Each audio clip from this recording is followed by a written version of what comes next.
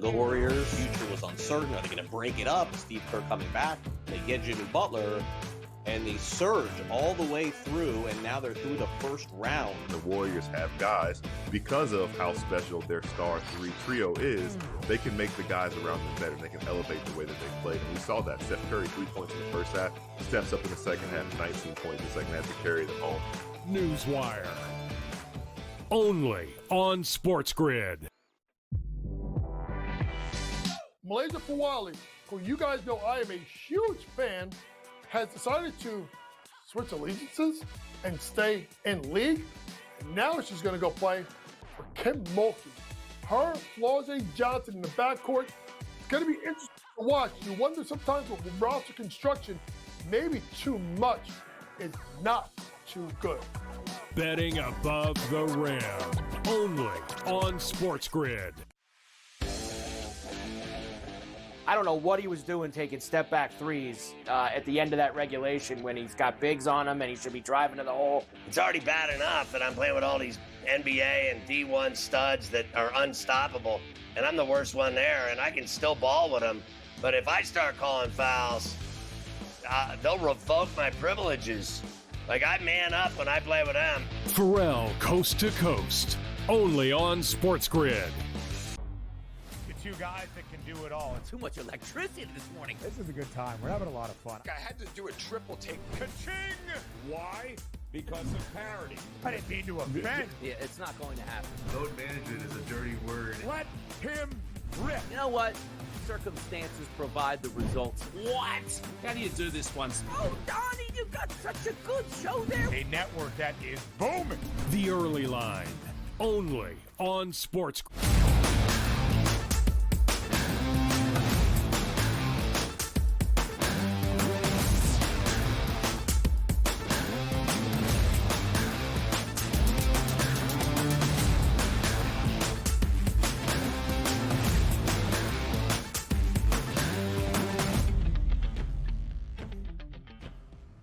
Welcome to hour number 2, live right here on this Friday on the Early Line on SportsGrid. He is Donnie Rightside. I am Ben Stevens. In this second hour, it is a ton of playoff action. We reset where every NBA postseason series is here in the second round as we get ready for a huge weekend. A doubleheader on this Friday night. 2 more games on a Saturday in the first change of location here in the conference semifinals series. The odds, the numbers, what we know about where these series will be, and of course the early looks at the odds for game number 3 in all 4 spots. Our coach, JY James Young, will join us in just a little bit. And then Chris Meaney from the NHL later on in this second hour, looking at the Stanley Cup postseason as well. A lot of playoff action here, DRS, in hour number 2.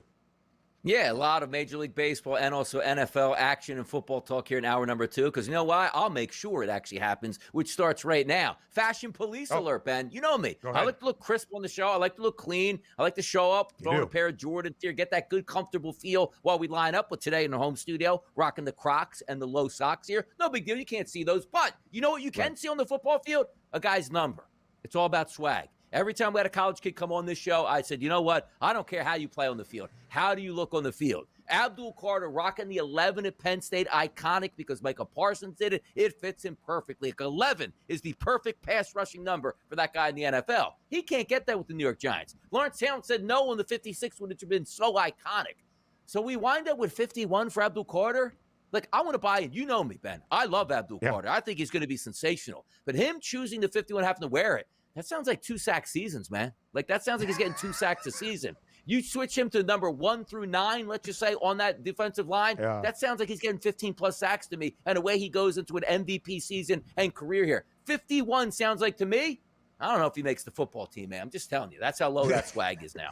Yeah. I would expect the number 3 overall pick to be a part of the 53-man roster. Now, your rookie minicamp numbers, is that like it? You could still change by the time we get ready for September, right? You can, but I mean, why are we even repping that out there, though? Like, you know, you go to Ohio State and it's like, hey, buddy, you're the best recruit in the country. We paid you $8 million to come here. You don't get the stripe on your helmet until you hit some guy in like April and you prove yourself to the, like, I get that. but they're not giving him 51 like, you get a bozo number until you prove yourself as a good player on our team. Like, you're supposed to come in with the ability to say, I want any number I want, which includes some of your franchise icons. Let me wear that number. Now, I get it. Like, because somebody goes back to Willie P, he's like, you know what, 13's retired, which it's not. I want to wear it. I'm shutting the kid down. Like, you understand what you're asking? You understand that you're asking to wear greatness, and I don't know if you're great yet. You got to prove yourself for your first 3 years. By the time you get to your senior year to rock number 13, I understand that. But 51, stop it, man. He needs a single digit, right? Come on now. He can't be 51. Has any young wide receiver ever reached out about number 13 at William Patterson? No, that's very disappointing at that point. But then again, like, I'm a very private guy at this point. Can't really get a hold of me. I'm not big on reunions. And by the way, I left campus early in 2000. It's what, 2025 right now? I haven't been back to campus. I haven't seen one football game or done anything. So when you talk about when I'm out of there, I'm out of there, baby. Same thing with the SportsGrid Network. You fire me, Ben, I'm never coming on this show again. So don't you worry. I'm never interacting on Twitter. Everybody's blocked. First off, I don't have the power nor the leverage to fire you, nor would I ever want to do that. I enjoy hosting this show with you. I would just say, if it's about legacy, DRS, and you're not even showing up to WP, heading away New Jersey to take in a game, then that is really, really unfortunate. Oh, man. There's a guy, DRS, on the 2024 William Patterson roster. I might mess up the pronunciation of his first name. Samad Wingo. He was wearing 13. Looks pretty good. Telling you right now, man. Look again as a freshman. I had to earn the 13 as a freshman. Yeah, I was number 82 my freshman year, so I had to earn my way into a number 13. Like, I had like 6 catches my freshman year. I earned that number 13. Deal that. Yeah.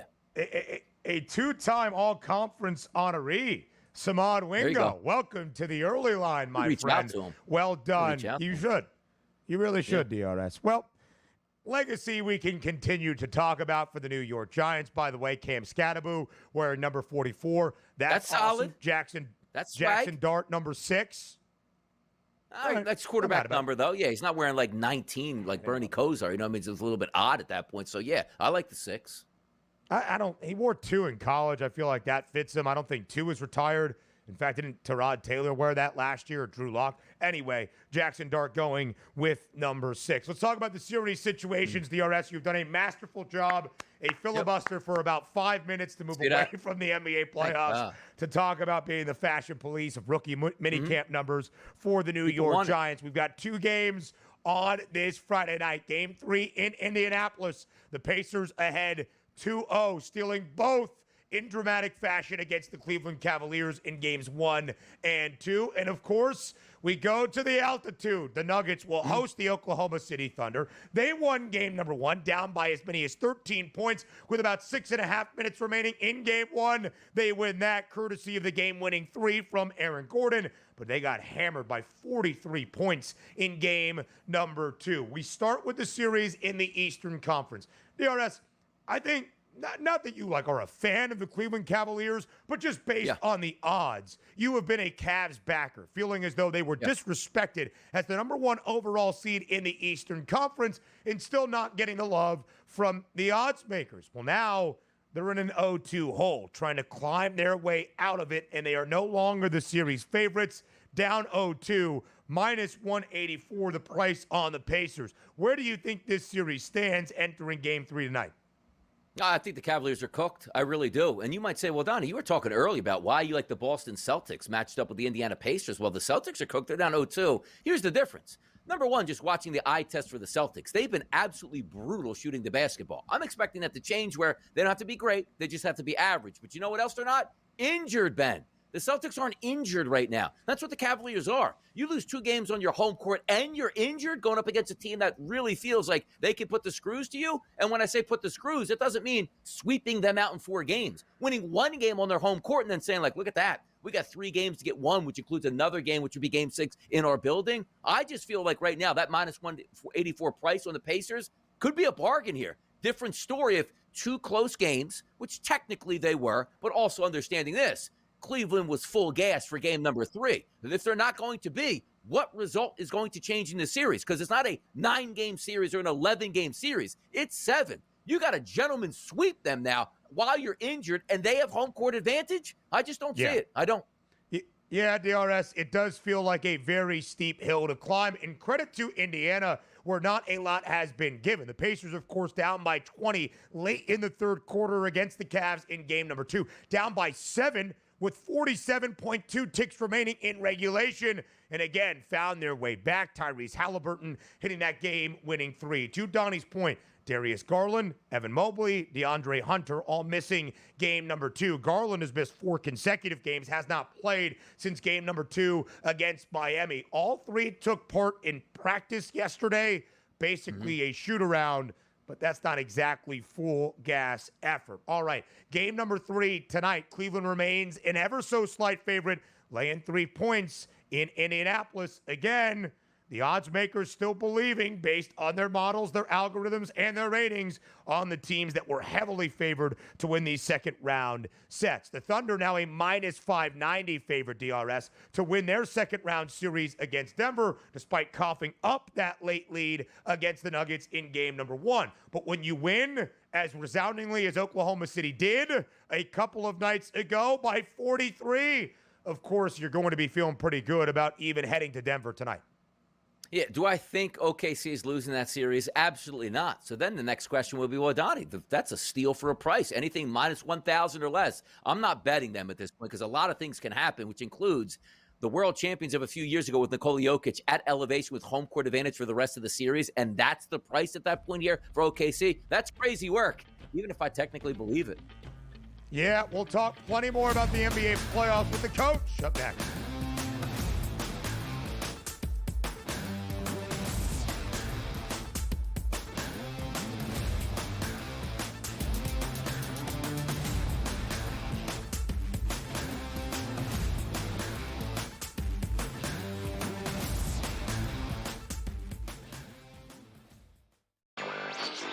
The Warriors' future was uncertain. Are they going to break it up? Steve Kerr coming back. They get Jimmy Butler, and they surge all the way through, and now they're through the first round. The Warriors have guys, because of how special their star 3 trio is, they can make the guys around them better. They can elevate the way that they play. And we saw that. Steph Curry, 3 points in the first half, steps up in the second half, 19 points in the second half to carry them home. Newswire. Only on SportsGrid. Malaysia Fawali, who you guys know I am a huge fan, has decided to switch allegiances and stay in league. And now she's going to go play for Kim Mulkey. Her, Flau'jae Johnson in the backcourt. It's going to be interesting to watch. You wonder sometimes with roster construction, maybe too much is not too good. Betting above the rim. Only on SportsGrid. I don't know what he was doing taking step-back threes at the end of that regulation when he's got bigs on him and he should be driving to the hole. It's already bad enough that I'm playing with all these NBA and D1 studs that are unstoppable, and I'm the worst one there, and I can still ball with them. But if I start calling fouls, they'll revoke my privileges. Like, I man up when I play with them. Pharrell, Coast to Coast. Only on SportsGrid. Two guys that can do it all. Too much electricity this morning. This is a good time. We're having a lot of fun. I had to do a triple take. Ka-ching! Why? Because of parity. I didn't mean to offend. Yeah, it's not going to happen. Load management is a dirty word. Let him rip. You know what? Circumstances provide the results. What? How do you do this one? Oh, Donnie, you got such a good show there. A network that is booming. The Early Line. Only on SportsGrid.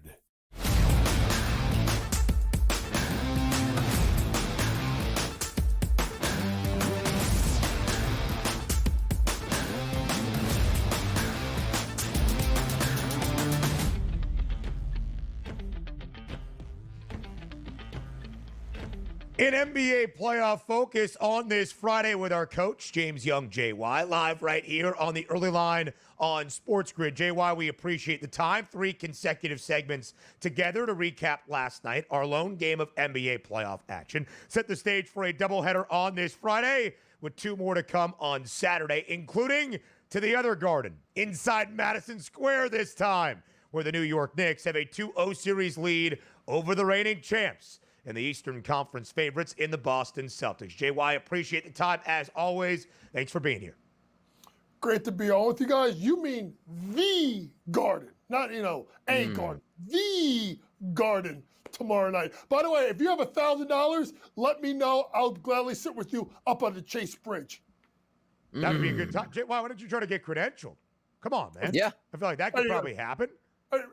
Hopefully, upper management is listening right now. We'll see if we can sneak into the Garden. You want to go? We don't want to bring Donnie because Donnie's going to bring the bad luck. It's like Donnie's like Stephen A. Smith. In that place. If Donnie goes into that building, I'm taking the Celtics -20. Donnie hasn't been in New York City since 2003. Nah, I was there for the party. Stop it. Come on now. I was there for the party. Fair point. I walked around. I got a visuals on the Garden at that point. Yeah. Give me a mic. Let me walk around that place. I'll ask pertinent questions of both Celtics fans and Knicks fans. I will. Bing bong.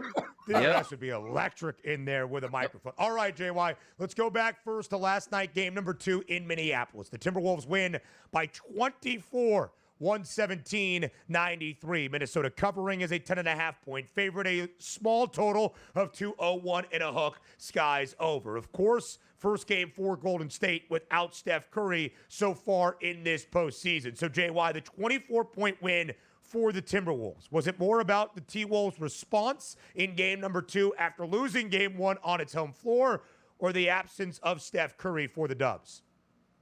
Yes, to both.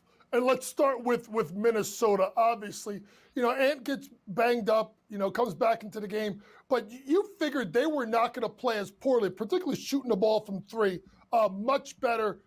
Shot about 43% from 3 and really outshot Golden State, hitting 16 threes to Golden State's 9. Anytime that you win by 21 points at the 3-point line at home, there's no way a team's going to win, right? Let's be honest, as a road team. So they shot the ball better.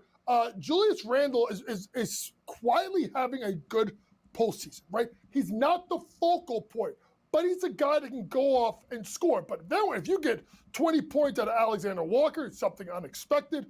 Naz Reid continues to give you minutes off the bench.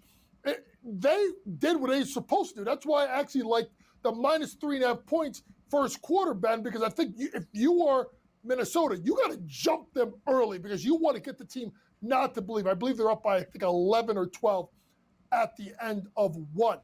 To the other side we go with Golden State is, people want to talk about Steph's scoring, but it's Steph's ability to create for others in regards to drawing so much attention that's where Golden State's really going to miss him, right? Buddy Hield does Buddy Hield things. I think it was, I don't know what the line was before, but FanDuel had an interesting line. I think it was like +195. They hit 2+ made threes for every game in the series. I think, I don't even know where it is now. It's probably at even money at this point. But Buddy did what he was supposed to do. Draymond, you know the deal. Steph don't play. Draymond don't want to play. And then there was Draymond's actions after the game about being this angry man, which, let's be honest, they're absolutely right. But my concern with Golden State is this. Who on that team can legitimately go get a shot, like create a shot off the bounce? The only guy that I think can do it is Kuminga. And if you look at it, Kuminga was the high scorer last night. The first time I said yesterday was over 7.5 points, tied over, out of that break. So look at Kuminga props for game 4. Let's see how the market adjusts because he's the guy that can actually get a bucket for Golden State. Market's certainly starting to adjust here at the FanDuel Sportsbook, almost like the Minnesota Timberwolves favor the Golden State Warriors heading underwater, JW. Let's take a look at the series prices, though. -330 price, and the Golden State Warriors at a +265. I need to ask you 2 questions on this, Coach. 2 questions. Number 1, injury impact. Do we think that the Golden State Warriors are getting back into the series with Steph Curry in game 6 or 7? But also, from a Timberwolves perspective, we've all played basketball, twisted that ankle, adrenaline gets you through the second half. Is that ankle going to be a problem maybe for the next game for the Minnesota Timberwolves? Talking about series prices and also 2 key players on both sides. Well, this JW or JY would like to... Warriors. I like the JW, by the way. Sorry, I had to. You know what? Let me write that down. Am I related to Kevin Walsh now? Like we're like brothers? I don't know. JW. We got too much. But when you think about it, you're right, Donnie, in regards to the adrenaline, right? Like in regards to, and it's a quick turnaround to Saturday night. So you only get 1 day off. And obviously we talked about, Ben talked about last segment with like Cleveland and a walkthrough. They're not really practicing right now, right? They're just basically just walking through. So it's hard to say. Adrenaline, we'll see what game 3. But to me, Minnesota just has, if and is compromised, it's still better for them than Steph not being in the lineup.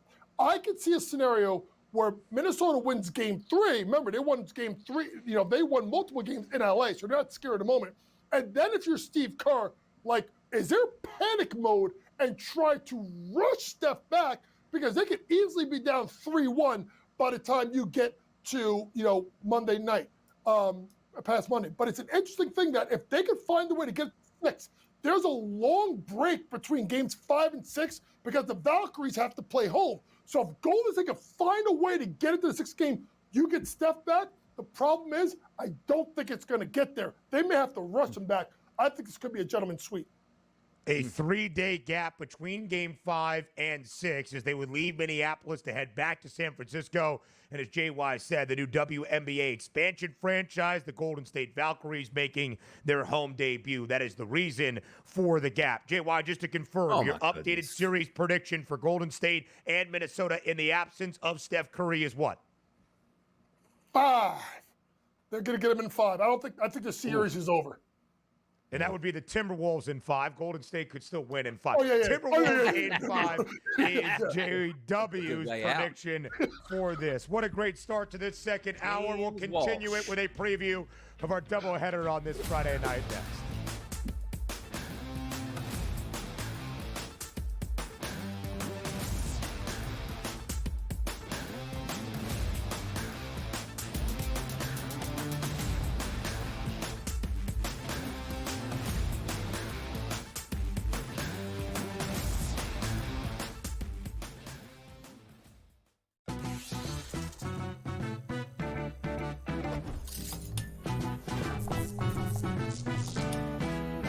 Vegas knows how to show love to our everyday heroes. So if you're a first responder, you are in for some perks. Lots of hotels and casino offer big discounts to any first responders who can show valid work or volunteer ID.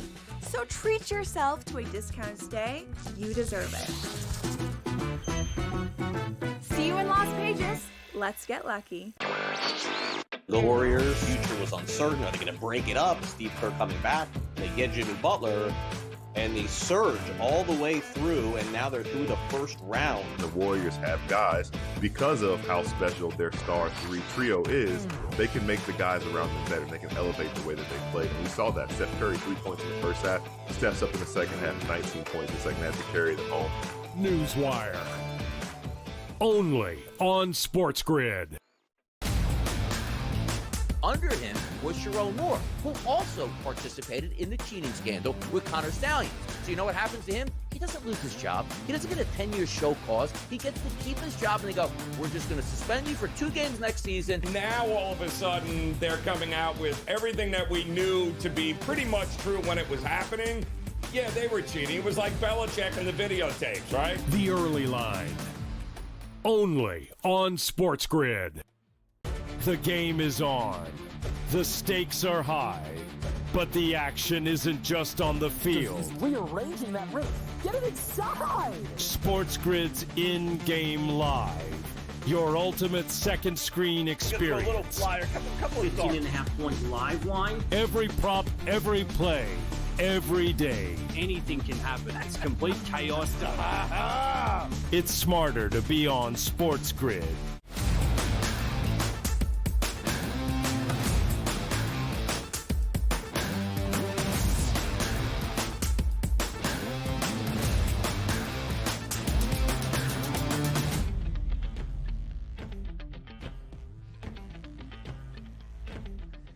A doubleheader of NBA playoff action on this Friday after only a single playoff game on a Thursday night. JY is here for a second consecutive segment. Can't wait to see where this thing goes. We'll start in Indianapolis, JY. The Pacers hold that 2-0 series advantage against the East #1 overall seed, that being the Cleveland Cavaliers. And despite that, the Cavs are a road favorite in Indy.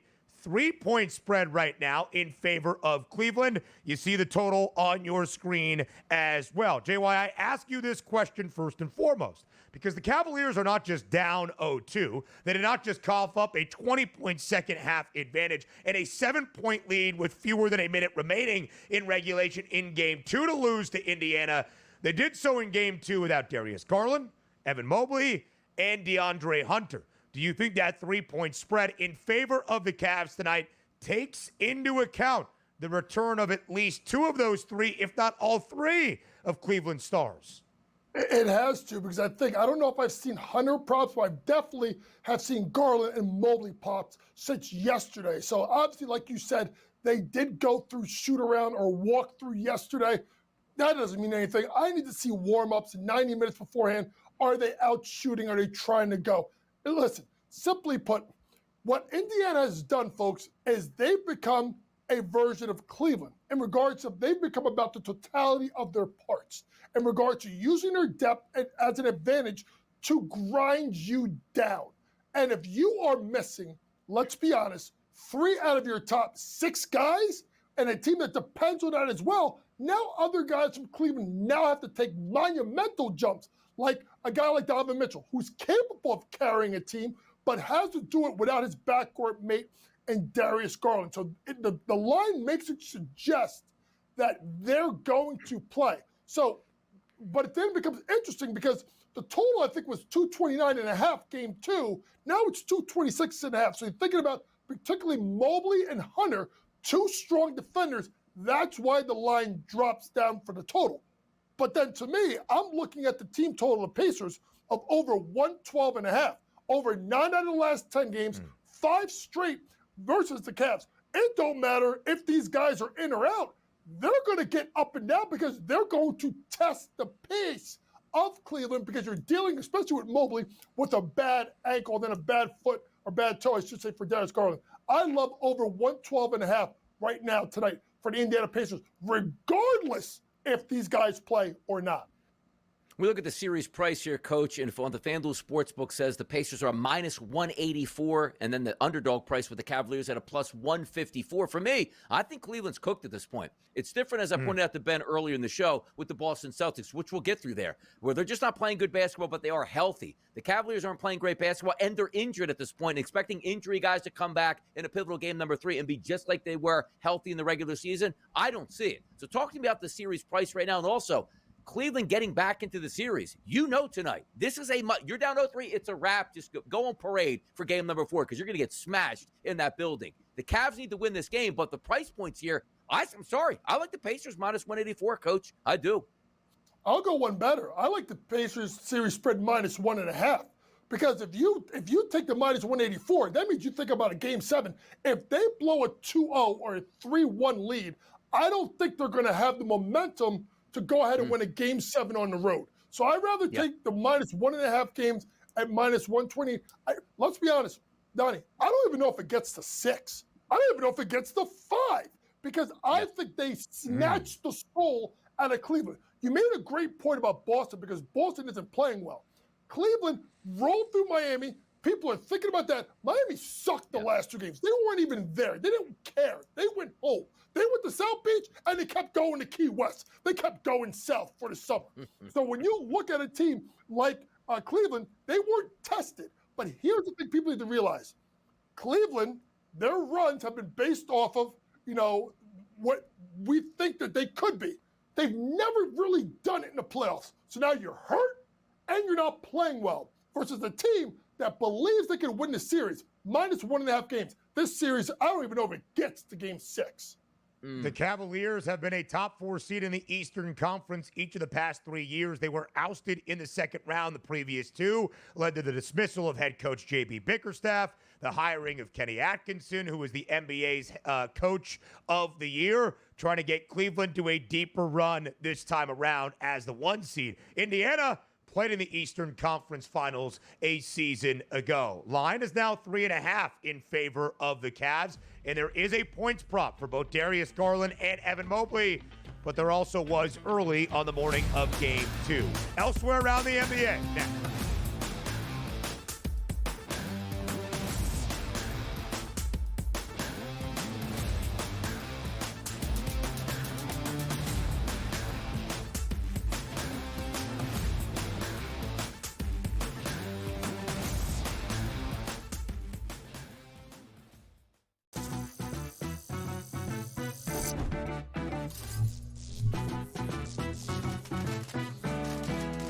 New to social casinos? You're in for a treat. Most online casinos offer bonus cash or coins just for signing up. That's your own little participation trophy. Now, go get lucky. See you in Las Vegas. Let's get lucky. The game is on. The stakes are high. But the action isn't just on the field. Rearranging that roof. Get it inside! SportsGrid's in-game live. Your ultimate second screen experience. A little flyer, couple 15.5 point live line. Every prop, every play, every day. Anything can happen. It's complete chaos. It's smarter to be on SportsGrid. Dr. Dre said at one time here, James Wood, always up to no good, man. I like a couple players in that lineup, and on a day-to-day basis can really get after it. Again, playing good baseball, 15 and 19 overall. We'll see how they pursue. The Reds. Reds are a really fun team. Reds are, we're going to talk about them a ton, and I don't think they'll compete for a wild card. But again, you're a team like the Nats where they're going to give other teams trouble at times, and they can't overlook that matchup. Cubs win the division, as we all expected. Pro baseball today, only on SportsGrid. The Warriors' future was uncertain. Are they going to break it up? Steve Kerr coming back. They get Jimmy Butler, and they surge all the way through, and now they're through the first round. The Warriors have guys, because of how special their star trio is, they can make the guys around them better. They can elevate the way that they played. And we saw that. Steph Curry, 3 points in the first half, steps up in the second half, 19 points in the second half to carry them home. Newswire. Only on SportsGrid.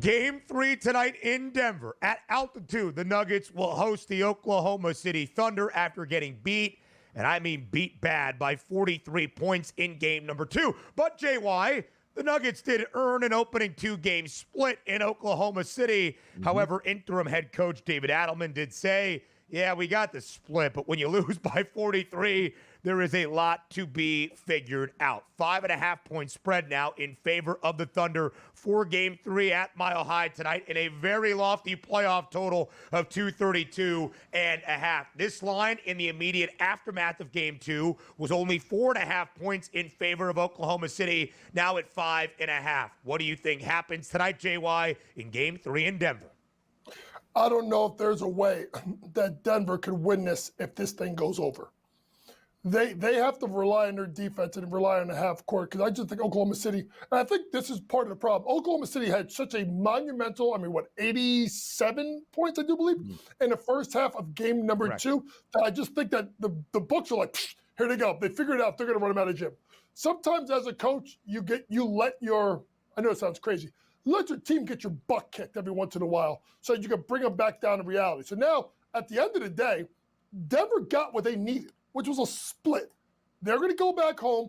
I like the under in this game. I think if I'm Denver, I'm going to slow this game down a little bit. I'm going to rely on Nikola Jokic and kind of get going.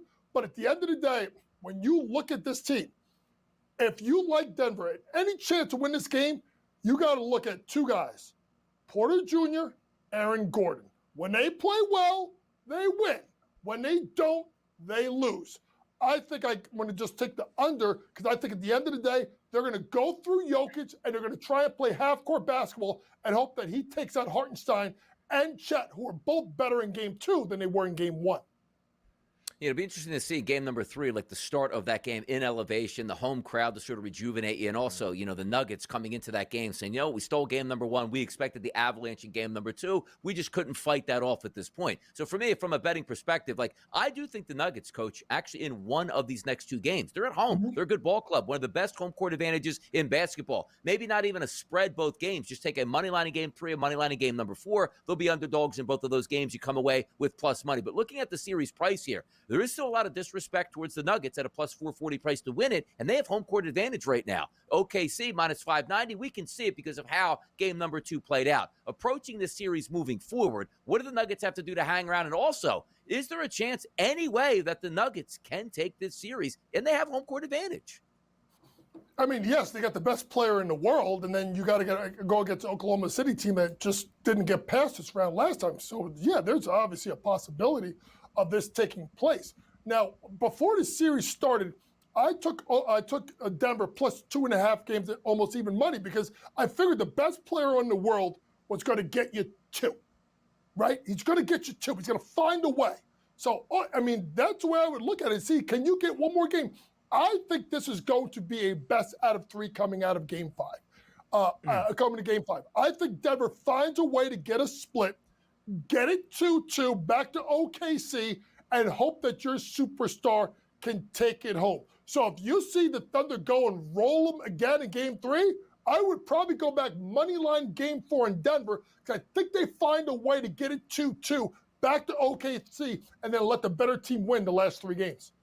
The odds makers are very much buying into the idea that Oklahoma City showed its true might in Game 2 because now the most likely scenario is the Thunder to win in a gentleman's sweep in only 5 games at a plus 172 price. A doubleheader of Game 3s tonight, a doubleheader of Game 3s on a Saturday, and it starts early. A garden party on a beautiful Saturday afternoon in New York City. To the world's most famous arena we go, inside MSG. It's the New York Knicks and the Boston Celtics. The Celtics, JY, a 5.5-point road favorite inside the Garden, a total that currently stands at 205. Again, just because Boston is trailing 0-2 and Cleveland is down 0-2, the odds makers are not going to move them from being a road favorite. Is the line justified based on the way the Celtics have played in the opening 2 games of this series? If you tell me based off the way they played the first 36 minutes of games 1 and 2, yes. But of the totality of the game, no, because Boston has problems closing out. And that's the reason why, also why like OKC lost Game 1 is they blow teams out all year that when they get in the tight spots, they don't know what to do. Knicks are different now, particularly because of Mitchell Robinson, who came back for the last game versus Boston in a 119-117 loss. Joe Mazzulla doesn't know what to do with the guy. I've never seen a guy that has no offensive game and a team be scared, to do whatever. Like they're hacking him just to get him off the floor. And Tibbs is like, whatever, I'm playing it. Here's the thing people need to realize. You're going to sit there and say Boston's not shot the ball well from 3. I get it, blah, blah.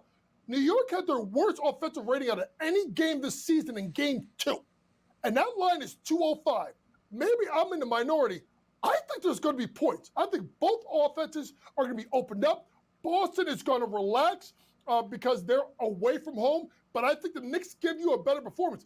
Best thing I like on the board, over 205. I can see this thing pushing well past 210 tomorrow afternoon. Now, it's going to be a good one in the Garden. Nonetheless, here, the Knicks City Dancers going to be out in full effect. Coach, by the way, have you ever bust some moves out there with the Knicks City Dancers? You know what I mean? Get it going a little bit? Come on now. Look at the movement in the shoulders. Is that dancing or is that guy having a seizure? I don't know what's going on over there with Donnie. Like, you ever seen the old MC Hammer videos? Just like that. Uh-oh, uh-oh, uh-oh, uh-oh. You know what I mean? Going back and forth, doing the typewriter out there in the streets. By the way, I mean, look, man. It's a big day for the Knicks, Coach. It's a big day for you, but also it's a big day for the series. You want to talk about the Knicks winning game number 3. It is a wrap. I don't care. I don't care how well the Celtics can play with the final 4 games. They're not winning 4 in a row. But look at the series price right now. Minus 116 at the FanDuel Sportsbook as a favorite for the Celtics over the Knicks. Game 3 is pivotal. Like, you take a look. The Celtics win it. They are back in a big way in this series. The Knicks have to win game number 3, Coach. Do you agree? And also, talk to me about the series prices as well. If the Knicks get blown out, I'll be concerned. Oof. If the Knicks lose tight, I'm going to be okay. At the end of the day, New York's got to get a split. They got to get back to Boston 3-1 because I think if that gets to the case, they're going to be able to close it out in Game 6 at MSG. But regardless of how great the Knicks have been, winning 5 straight games on the road, you can't expect New York to try and win a Game 7 in Boston. So to me, the Knicks are critical to get a split here between these next 2 games, get it to Boston. If Boston wins Game 5, you close it out in 6. But if the Knicks get blown out, then you're going to see concern. Boston's going to play better. They're going to shoot better. But there is the Porzingis factor that we don't know. And people sit there and they talk about all the importance of Brown and Tatum. It's Porzingis that is critical. It's been critical against the Knicks. That's why the Knicks went and got Karl Anthony Towns, because of the fact that the ability to stretch the floor. Jason Tatum's got to attack the basket more. The guy that's really been the unsung hero, been really good for Boston, no one wants to talk about, is Drew Holiday. He's given Brunson fits for the most part, and he's scored a little bit more than he has in the past. He's going to play a pivotal role as well. But if you're Boston, you better not live at the three-point line. You got to attack the basket, and you got to get New York in foul trouble. That crowd, I'm telling you right now, I'm almost 49 years old. This will be the loudest the Garden has been since they made that unprecedented run in '99. That place at 3:30, Stout, Blarney Stone, Mustang Harris. It's going to be, people are going to be inebriated tomorrow. And no one's sitting. Larry Johnson will be here. Listen, the only guy that's not going to be there is Charles Oakley. But by the way, James Dolan, Charles Oakley, can you guys make up? I want to see the Oakman in the Garden tomorrow. Joe Smith out there. Come on, where's Joe Smith? Where's the X-Man? Where's the X-Man when you need him, coach? Bring the X-Man. If you're coming to Madison Square Garden and you're looking for a great pregame place to be, how about Versa to take in some of the festivities before you head over to the Garden? If you go to Versa, I'm going. I'll be there. Yep. Get a breakfast. Listen, for a guy that loves Versa, that's a tough look, JY. I'm going to fade away to the break regardless. NHL playoff action next.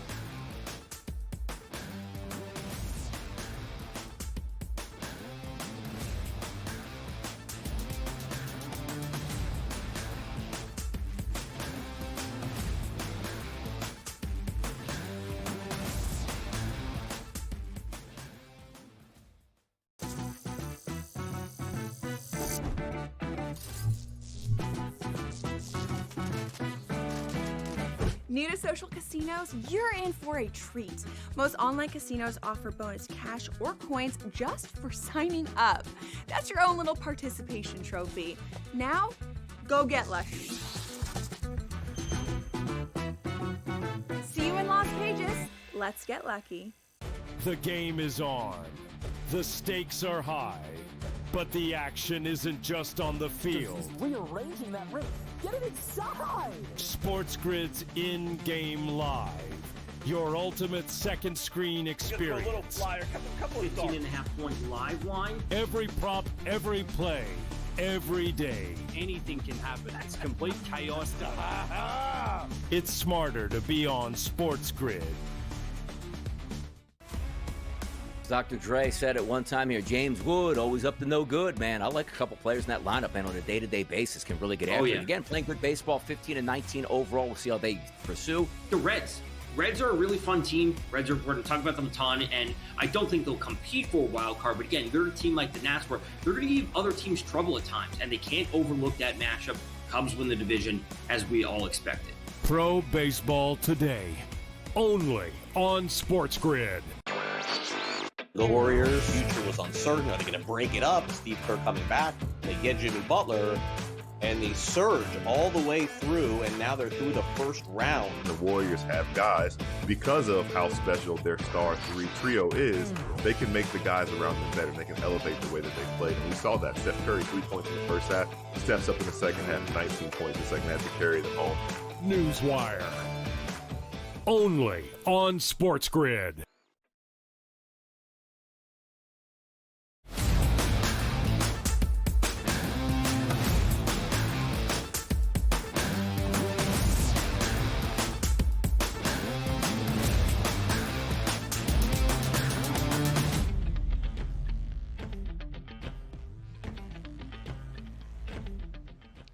From NBA playoff action to the Stanley Cup postseason, live right here on a Friday, Chris Meaney of the NHL joins us on the early line to recap the action that we saw on a Thursday and, of course, look forward to the weekend as well. Chris, as always, we appreciate the time. Thanks for being here. Hey, guys. Always a pleasure. Happy Friday. Let's get some winners for the people. We start with our recap of last night in the nightcap on the Strip in Viva Las Vegas, but it's Edmonton who had a much better time in Sin City than the Golden Knights on home ice in overtime after a quiet game from Leon Draisaitl and Connor McDavid. McDavid the assist, Draisaitl the game winner as Edmonton wins in OT 5-4 over Vegas. They are up now 2-0 in this second round set. So, Chris, what statement did the Oilers make taking both games in Las Vegas? Oh, it's huge, and that's one that Vegas, despite being down 2 goals in the third period, being able to come back in that game, that's one that they let slip, and they needed that win. I mean, they're a really strong road team. Only Edmonton had more wins in the Pacific Division on the road than Vegas, so they're still in this thing, but down 2-0.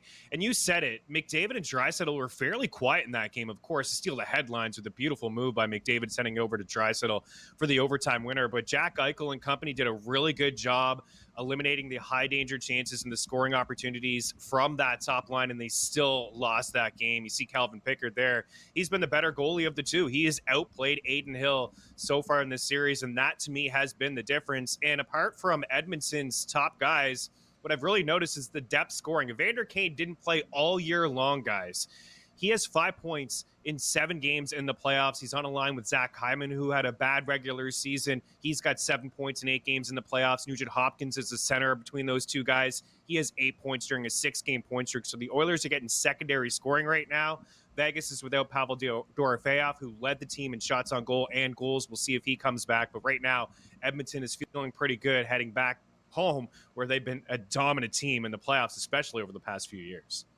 Up 2-0 in that series lead now. And so impressive, too, because yet again, it wasn't a 2-goal deficit, but still down 1-0 at the end of the first period. You're not supposed to win those games in the playoffs, getting behind in the other team's building, and yet they continuously seem to do that. Now, tonight, we take a look at Dallas and Winnipeg, where Winnipeg knows you can't lose both games on home ice and then head back to Dallas with expectations to win that series. Hellebuck has to be much better, but also understand this. Is Dallas going to get yet another hat trick from Mikko Rantanen tonight? You take a look at the price points, a -126 right now in the live numbers here at the FanDuel Sportsbook, and a 5.5 puck total. It's Dallas, it's Winnipeg. What does Winnipeg have to do to come away with a victory tonight here? Yeah, Hellebuck has to be perfect. And I mean, you'd be silly not to sprinkle something on Mikko Rantanen, considering this run that he's on. He has a goal or an assist on 12 straight Dallas Stars goals. That is a Stanley Cup playoff record. He had the 4-point second period in Game 6. He had the 4-point third period with a hat trick in Game 7 to bounce his former team in the Colorado Avalanche.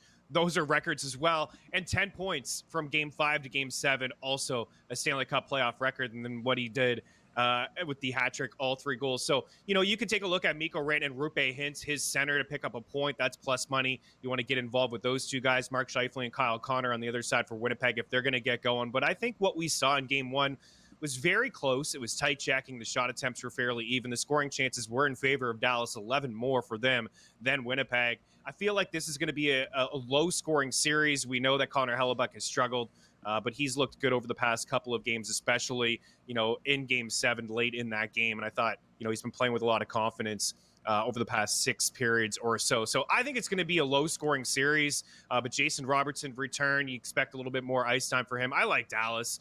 I like the Stars to continue to have success here, and I would lean with the under. But my goodness, Mikko Rantanen is on a heater, and you know, he's now the Conn Smythe favorite in spots, and he leads the Stanley Cup playoffs in points. You see the total there. It's a 5.5. I would still lean to the under and take the plus money with the Stars.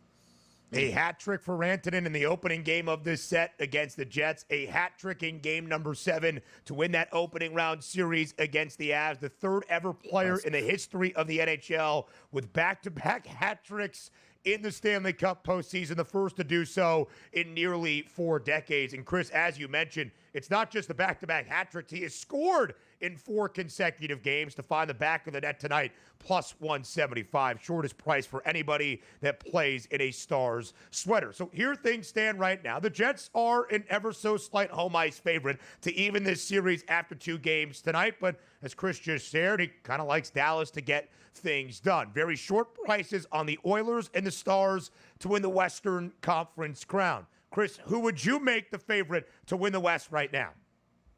It's Dallas. Yeah, I think when we chatted a few weeks ago, it was really tough for me to decide between the Dallas Stars and the Colorado Avalanche, but I did feel like whoever got out of that series would be in the driver's seat in terms of just, you overall talent and skill. And, the Oilers are scary. I mentioned their secondary scoring right now in those top two guys, but I think the biggest difference will be between the pipes. I'm still not a big believer in Calvin Pickard. Aiden Hill hasn't showed me a whole lot, and Connor Hellebuck has struggled. So you look at Jake Ottinger, he's won big games before. The Dallas Stars have been knocking on the door, Western Conference Finals in each of the last two seasons.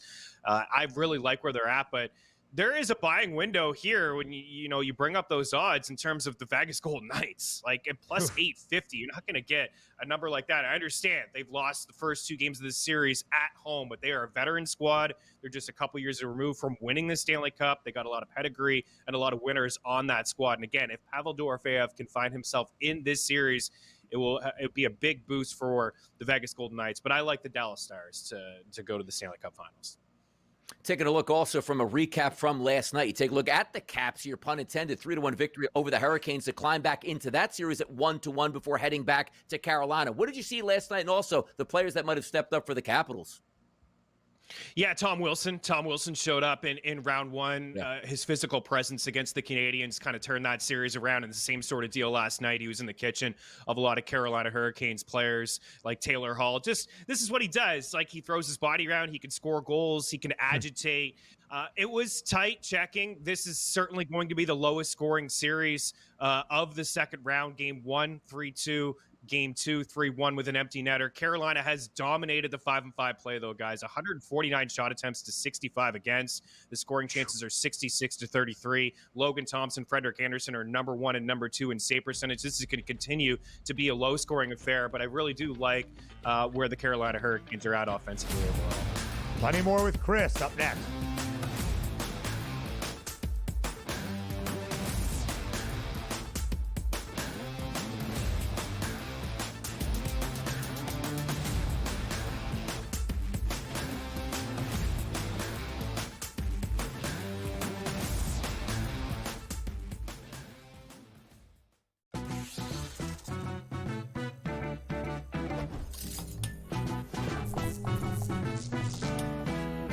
Vegas knows how to show love to our everyday heroes. So if you're a first responder, you are in for some perks. Lots of hotels and casino offer big discounts to any first responders who can show valid work or volunteer ID. So treat yourself to a discounted stay. You deserve it. See you in Las Vegas. Let's get lucky. The Warriors' future was uncertain. Are they going to break it up? Steve Kerr coming back. They get Jimmy Butler, and they surge all the way through, and now they're through the first round. The Warriors have guys, because of how special their star three trio is, they can make the guys around them better. They can elevate the way that they play. And we saw that. Steph Curry, 3 points in the first half, steps up in the second half, 19 points in the second half to carry them home. Newswire. Only on SportsGrid. Under him was Sharon Moore, who also participated in the cheating scandal with Connor Stallions. So you know what happens to him? He doesn't lose his job. He doesn't get a 10-year show cause. He gets to keep his job, and they go, we're just going to suspend you for 2 games next season. Now, all of a sudden, they're coming out with everything that we knew to be pretty much true when it was happening. Yeah, they were cheating. It was like Belichick and the videotapes, right? The Early Line. Only on SportsGrid. The game is on. The stakes are high. But the action isn't just on the field. He's rearranging that ring. Get it inside! SportsGrid's in-game live. Your ultimate second screen experience. Just a little flyer, couple of 15.5 points live line. Every prop, every play, every day. Anything can happen. That's complete chaos. It's smarter to be on SportsGrid.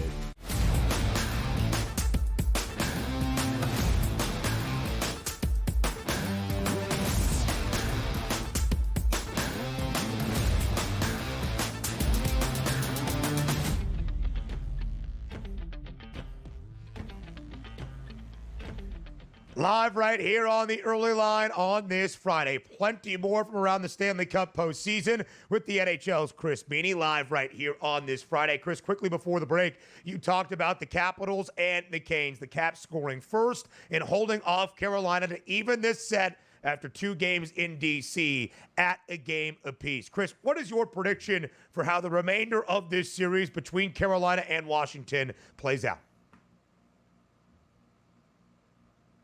like Washington to win this series in 7, but I just feel like Carolina, they're 5-on-5 play. They're so stingy. In game 1, they completely dominated that game. And Washington was better. They made some adjustments in game 2. Alexei Protas is a guy that led the team in 5-on-5 points. He returned in the final game of opening round 1, rather, and he played fourth line minutes. And he played fourth line minutes in game 1. They moved him up the lineup in game 2, and it did create a little bit of a spark offensively, but still in game 2, the shot attempts were 70-40 for Carolina. The scoring chances were 31-18. The high danger chances were fairly even, and that's something that Washington should feel good about. But overall, Carolina, as the series shifts there, this has been the second best team in the home, at home rather, over the last 3 years. And nobody had more home wins in the East than the Hurricanes. So that crowd is going to be rocking. And it's going to be a low scoring series. And that does benefit Carolina with how stingy they play at 5-5. And their special teams has been so good. So I think it still will go 6 or 7, but I like the Hurricanes to have success moving back home. Chris, let's keep it in the East here. The Toronto Maple Leafs and the Florida Panthers tonight. 7:10 puck drop. Sunrise, Florida, a monster favorite for the Florida Panthers at a -245 right now at the FanDuel Sportsbook, and a total that's listed at 5.5. It's a 2-0 series lead for Toronto, so we call these kitchen sink games for the Florida Panthers. The expectations tonight and the must-win situation, it feels like, for the Florida Panthers. Oh, absolutely. Can't go down 3-0. They can't. Nope. And the Florida Panthers have looked pretty good in this series, to be honest with you. When you look at some of the metrics, the shot attempts in favor, 123-66 for Florida, 63-27 the scoring chances, and the high danger chances, 27-14. Yet the goals at 5-5, 8-4 in favor of the Maple Leafs. So Sergei Bobrovsky needs to be much better in this series. You see the total at 5.5. I like this game I like goals, to be honest with you. I mean, the way that Florida's putting pucks towards the goal and the way that the Maple Leafs are capitalizing on their opportunities with Bobrovsky not being that great. And you have Joseph Woll between the pipes, the backup goalie for the Toronto Maple Leafs. He's made some big saves since filling in for the injured Anthony Stolarz, but he's also allowed 6 goals in just over 4 periods. So I expect there to be a lot of offense, and I expect there to be a lot of shot attempts from the Florida Panthers. You mentioned, I mentioned just where they're at as a team, but how about Carter Verhaeghe and Bennett?